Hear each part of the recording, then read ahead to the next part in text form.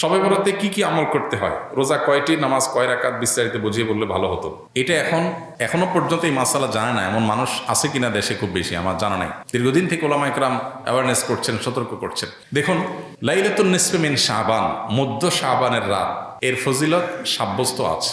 দিনদার পাত্রপাত্রীর সন্ধানে ভিজিট করুন orthikdin.com। আল্লাহ তাআলা এ রাতে মুশরিক হিংসুক ছাড়া বাকি মানুষদেরকে মাফ করে দেন। এবং এ রাতের ফজিলত সংশ্লিষ্ট আরো অনেকগুলো হাদিস আছে যেগুলো জয়ীফ সূত্রে বর্ণিত, কিন্তু এই একটা হাদিস গ্রহণযোগ্য সূত্রে বর্ণিত হওয়ার কারণে অন্য যেগুলো আছে সবগুলোর একসাথ করলে মোটা দাগে লাইলাতুন নিসফে মিন শাবান বা মধ্য শাবানের রাত, এটার নাম আমরা শবে বরাত দেই। আসল নামটা, হাদিস দেওয়ার নাম কোনটা? লাইলাতুন নিসফে মিন শাবান, মধ্য শাবানের রাত। শবে বরাত এটা আসল নাম না। যাই হোক, তো এই মধ্য শাবানের রাতের ফজিলত সাব্যস্ত হয়, কিন্তু এইটাকে আমরা যেইভাবে যারা পালন করি তারা যেভাবে ঘটা করে করি, যেমন সারা রাত জেগে ইবাদত করা আল্লাহর ক্ষমা লাভের জন্য বা মাগফিরাত লাভের জন্য, যাতে মাগফিরাত হয়, গুনাহের ক্ষমা হয়, সেটা আপনি চেষ্টা করছেন। এটা আপনার ব্যক্তিগত অ্যাপ্রোচ থেকে আপনি করলেন। এই রাতের রোজা, এই দিনের রোজা আপনি আইয়াম বীজের রোজার অংশ হিসেবে রাখলেন, শাবান মাসে বিশেষ রোজা রাখলেন, রাসূলুল্লাহ সাল্লাল্লাহু আলাইহি ওয়াসাল্লাম সেই হিসেবে রাখলেন, খুবই প্রশংসনীয়। কিন্তু আলাদা করে শবে বরাতকে কেন্দ্র করে এই দিনের রোজা রাখার বিশেষ কোনো নির্দেশনা বিশুদ্ধ হাদিস দ্বারা সাব্যস্ত নয়। এর বাইরে এই রাতকে শবে বরাত ভাগ্যের রাত মনে করা।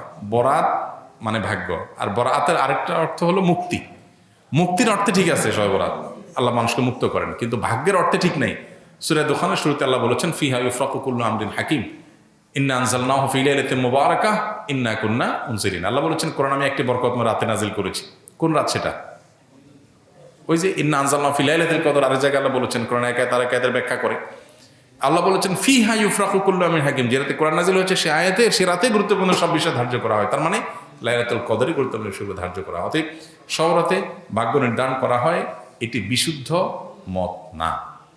তবে এ রাতের বিশেষ কোন নামাজ, বিশেষ নামাজের সংখ্যা, বিশেষ সূরা, এরকম কোনো কিছু সাব্যস্ত না। এরকম কিছু সাব্যস্ত আছে মনে করলে বরং বিদআত হবে, যে এত রাকাত পড়তে হবে, এই সূরা দিয়ে পড়তে হবে।